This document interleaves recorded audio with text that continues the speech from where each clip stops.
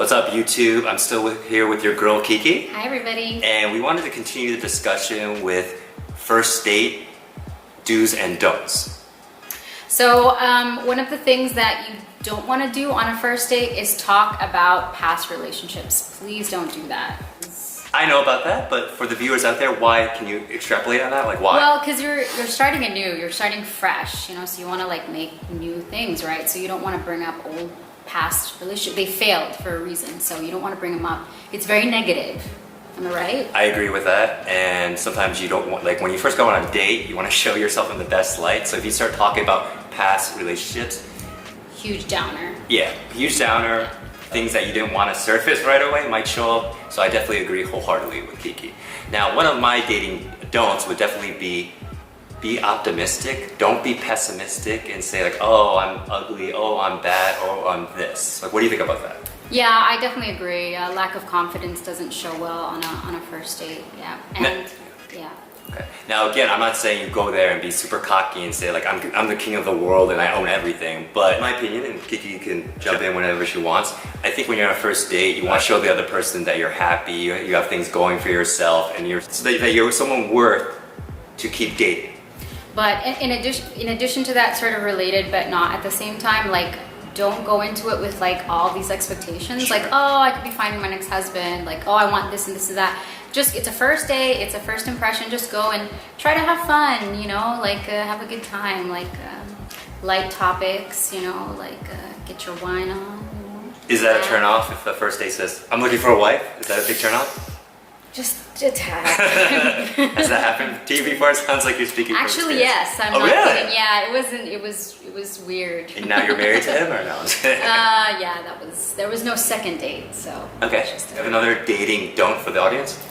Yeah, so this is a very interesting one. If you are a guy and you're on a first date and you kind of want the date to go beyond the first date, like maybe there's a second, third, fourth, don't bring up sex right away. It's just the girl might get a little bit creeped out. And then if you're a girl, okay, and you want the guy to think that you want a second, third, fourth, also don't talk about it. Don't, like, even tangentially or remotely, you know, try and stay away from that subject.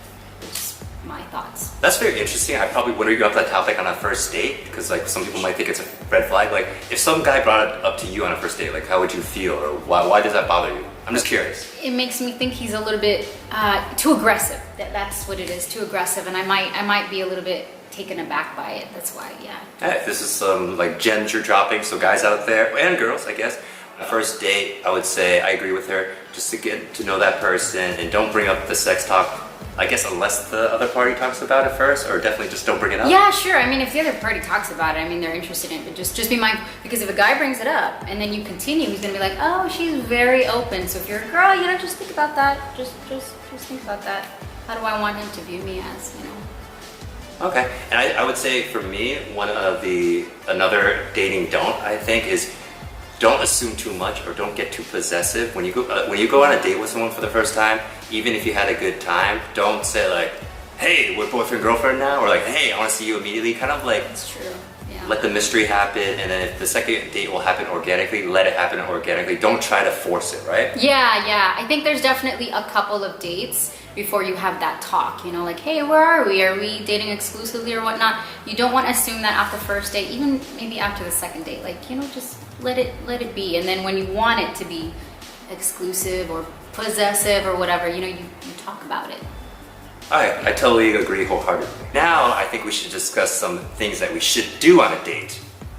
Well, I don't know about should do, but I think what might be a great idea. I feel like all dates are, you know, let's go to dinner and a movie, and you know, lots of people go on lots of dates that involve dinner and movies. So if you want to kind of stand out and also make the date fun and interesting, you know, try and do something special, not special, but different. So like, I don't know, take your date out bowling, you know, or take them out hiking, you know, a different sort of pace and setting for you to get to know another side of the person. And also, if you don't have a lot in common, that particular event right there, afterwards you can go to dinner, and then you can sort of, you have stuff to talk about, right? Because you did something together. So I do.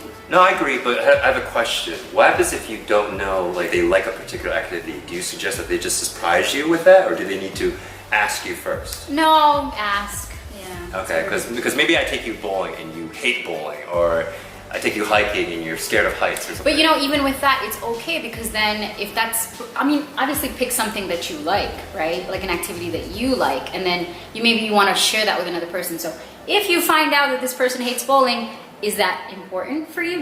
Is that okay for you? Because maybe you absolutely love bowling and the person absolutely hate bowling, you know? So that's not a bad idea either, because then you'll know that on the first date, and then you can discuss whether there will be a second date or not.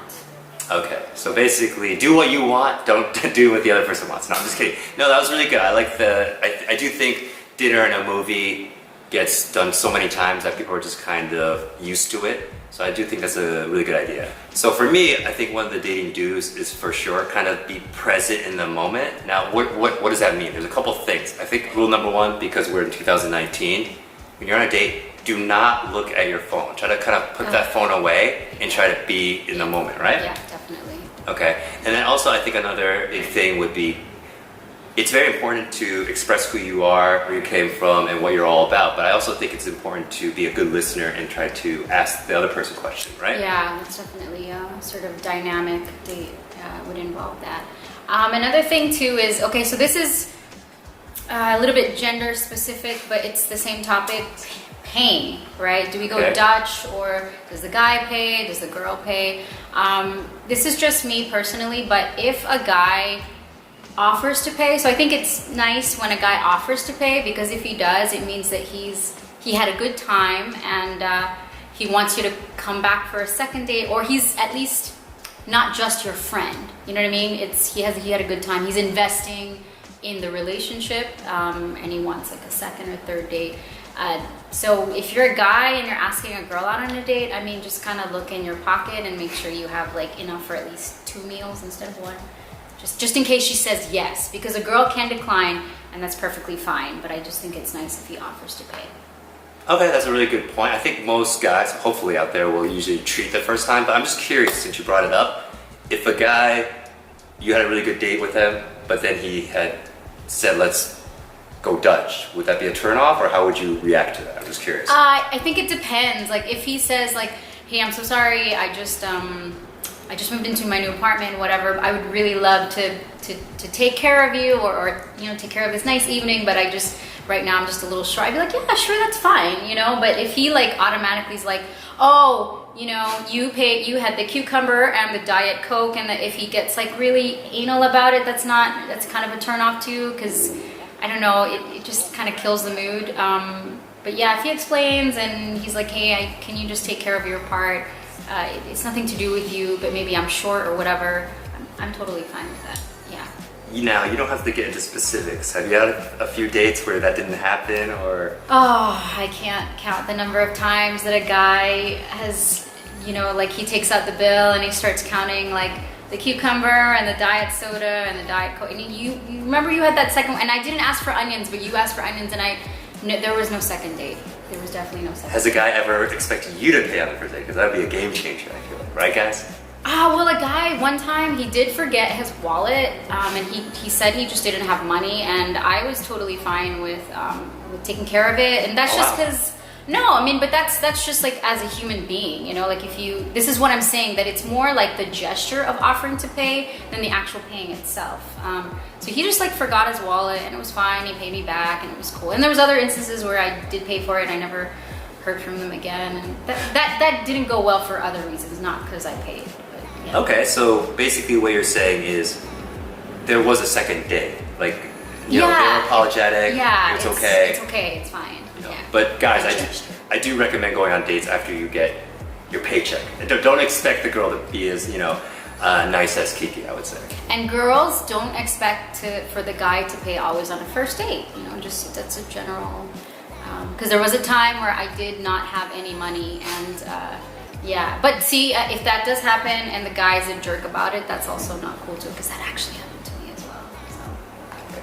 That's good. So I think the last dating that I have is a lot of people, like especially guys, when they go on a date with a girl, they treat them very nice. They open doors for them, they treat them. But then a ultimate kryptonite move that they do is they treat the other people that they interact with on the date very poorly. Like the wait staff, they speak negatively about other people around them. And I just feel like if you do that, your date is gonna is gonna see that, oh, he's treating me nice, but he doesn't treat other people nice too. So in my opinion, that would be a turnoff, right? Yeah, like this guy's a jerk.